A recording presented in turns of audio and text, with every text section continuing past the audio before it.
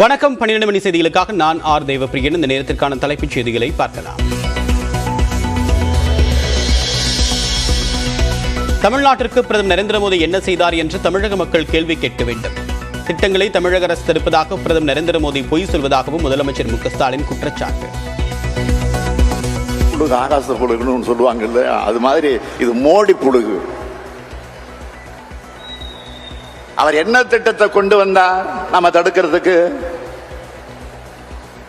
எந்த திட்டத்துக்கு நாம தடையா இருந்தோம்னு சொல்வாரா?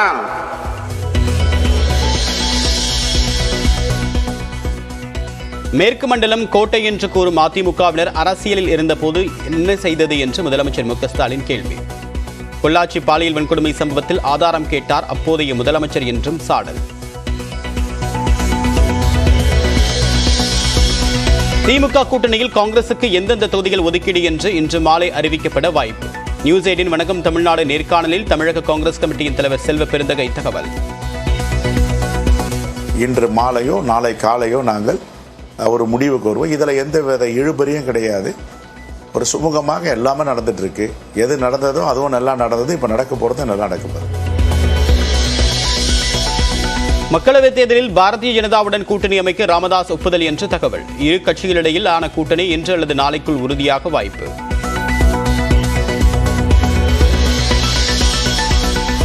மக்களவைத் தேர்தலை ஒட்டி நியூஸ் 18 குழுமம் நடத்திய மெகா கருத்து கணிப்பு. 1 லட்சம் பேர் பங்கேற்ற நிலையில் மாலை 6 மணி முதல் முடிவுகள் வெளியாகின்றன.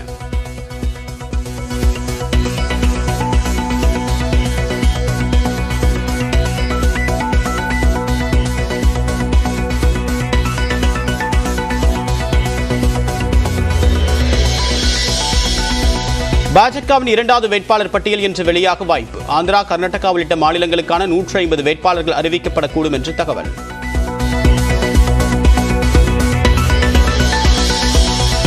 போதைப்பொருள் கடத்தல் வழக்கில் ஜாஃபர் சாதிக்கின் கூட்டாளி சதானந்த் கைது. சென்னை, திருச்சியில் குடோன் வைத்து போதைப்பொருளை கடத்தியதாக மத்திய போதைப்பொருள் தடுப்பு அதிகாரிகள் தகவல். ஆளுநர் பங்கேற்ற கால்நடை பல்கலைக்கழக பட்டமளிப்பு விழாவை புறக்கணித்த அமைச்சர் அனிதா ராதாகிருஷ்ணன். துணைவேந்தருக்கு பதவி நீட்டிப்பு வழங்கிய விவகாரத்தால் பங்கேற்கவில்லை என்று தகவல். சென்னை பல்லாவரத்தில் உணவக சூப்பர்வைசரை அடித்துக் கொன்ற தந்தை மகன் கைது. பார்சல் உணவுக்கு கூடுதல் சாம்பார் பாக்கெட் தர மறுத்ததால் ஆத்திரத்தில் வெறிச்செயல்.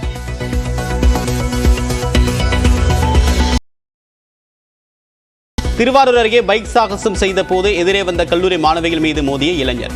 தலை மற்றும் கை கால்களில் காயமடைந்து 2 மாணவிகள் மருத்துவமனையில் அனுமதி.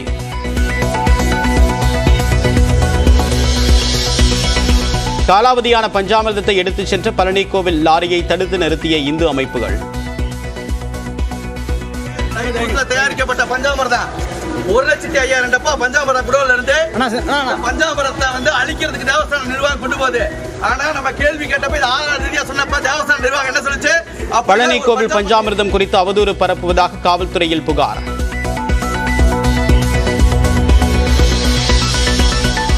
திருப்பூர் அருகே 17 வயது சிறுமி கூட்டு வன்கொடுமை செய்யப்பட்ட விவகாரம். அதிமுகவின் ஐடி பிரிவை சேர்ந்தவர் உட்பட 7 பேர் கைது.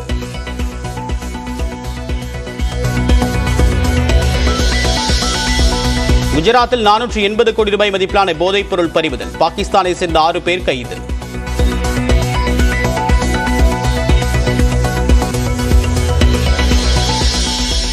சென்னையில் ஆபரண தங்கத்தின் விலை 3 நாட்களுக்கு பிறகு சரிவு.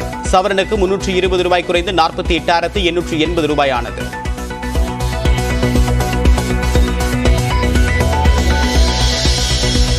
விண்ணில் ஏவப்பட்ட சில நொடிகளில் வெடித்து சிதறிய ஜப்பானின் முதல் தனியார் ராக்கெட். காரணம் குறித்து விஞ்ஞானிகள் ஆய்வு.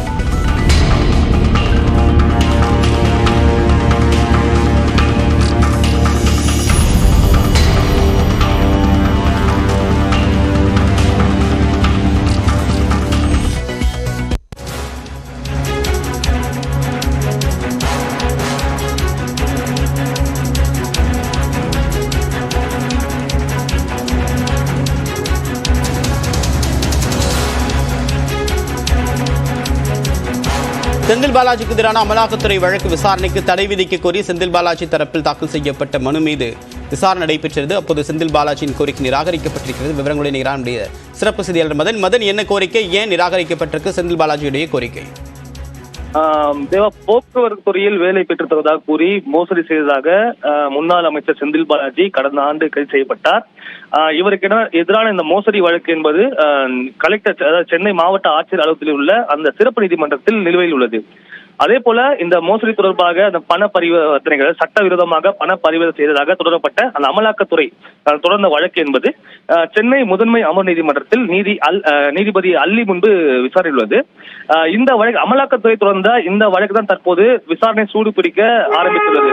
ஏற்கனவே அதாவது மோசடி வழக்கு, தன் மீதான அந்த மோசடி வழக்கு விசாரணை முடியும் வரைக்கும் இந்த அமலாக்கத்துறை தொடர்ந்த அந்த வழக்கு விசாரணை தள்ளி வைக்க வேண்டும் என்ற ஒரு கோரிக்கையுடன் ஏற்கனவே செந்தில் பாலாஜி சென்னை முதன்மை அமர் நீதிமன்றத்தில் ஒரு மனு தாக்கல் செய்தார்.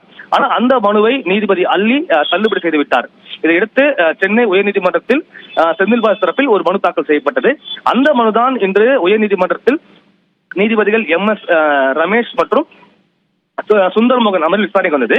அப்போது தனக்கு எதிராக சென்னை மாவட்ட ஆட்சியர் உள்ள அந்த மோசடி வழக்குகளை விசாரிக்கும் அந்த சிறப்பு நீதிமன்றத்தில் உள்ள அந்த வழக்குகளின் விசாரணை முழுவதுமாக முடியும் வரைக்கும் சென்னை முதன்மை அமர் நீதிமன்றத்தில் நீதிபதி அல்லி முன்பு உள்ள அந்த விசாரணைக்கு தடை விதிக்க வேண்டும், அமலாக்கத்துறை வழக்கு விசாரணைக்கு தடை விதிக்க வேண்டும் என்ற ஒரு கோரிக்கை செந்தில் பாலாஜி தரப்பு எடுத்து வைக்கப்பட்டது. அதாவது ஒருவேளை மோசடி வழக்கில் தான் விடுவிக்கப்பட்டால் இந்த வழக்கில் தண்டனை பெறும் பட்சத்தில் மிகப்பெரிய ஒரு குழப்பத்தை ஏற்படுத்தும். எனவே அந்த வழக்கு விசாரணை முதல் தொடர வேண்டும் என்ற ஒரு கோரிக்கை வைக்கப்பட்டது. ஆனால் இந்த ஒரு கோரிக்கையை தற்போது உயர்நீதிமன்றம் ஏற்க மறுத்துவிட்டது.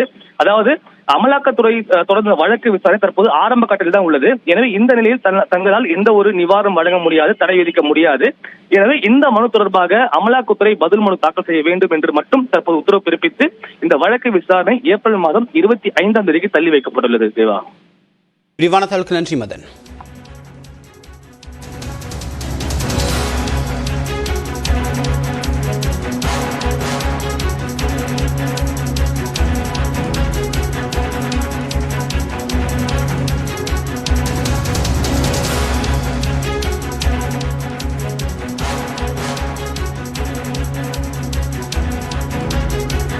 ராபர்ட் பயஸ், முருகன், ஜெயக்குமார் ஆகிய 3 பேரும் சென்னையில் உள்ள இலங்கை துணை தூதரகத்திற்கு வருகை தந்திருக்கிறார்கள். விவரங்களுடைய நிகழ்ச்சியுடைய சிறப்பு செய்தியாளர் ரகுவரன், இதற்காக இவங்க இலங்கை தூதரகத்துக்கு வரவழைக்கப்பட்டிருக்காங்க. இதனுடைய பின்னணி என்ன? ராஜீவ் கொலை வழக்கில் 33 ஆண்டுகள் சிறையில் இருந்து விடுவிக்கப்பட்ட ராபர்ட், ஜெயக்குமார், முருகன் ஆகியோர் தங்களது சொந்த நாட்டிற்கு செல்வதற்கான இலங்கைக்கு செல்வதற்காக ஏற்கனவே விருப்பம் தெரிவித்திருந்தார்கள். இதன் அடிப்படையில் இவர்களுக்கு இந்த பாஸ்போர்ட் நடைமுறைகளை தொடங்குவதாக அரசும் நேற்று நீதிமன்றத்தில் தெரிவித்திருந்தது. இதன் அடிப்படையில் திருச்சி சிறப்பு முகாம்களில் வைக்கப்பட்டிருந்த இந்த 3 பேரும் தற்போது காவலர் பாதுகாப்புடன் அழைத்து வரப்பட்டிருக்கிறார்கள். தற்போது சென்னை நுங்கம்பாக்கத்தில் இருக்கக்கூடிய இலங்கை துணை தூதரகத்தில் தற்போது அவர்களுக்கு இந்த பாஸ்போர்ட் கொடுப்பதற்காக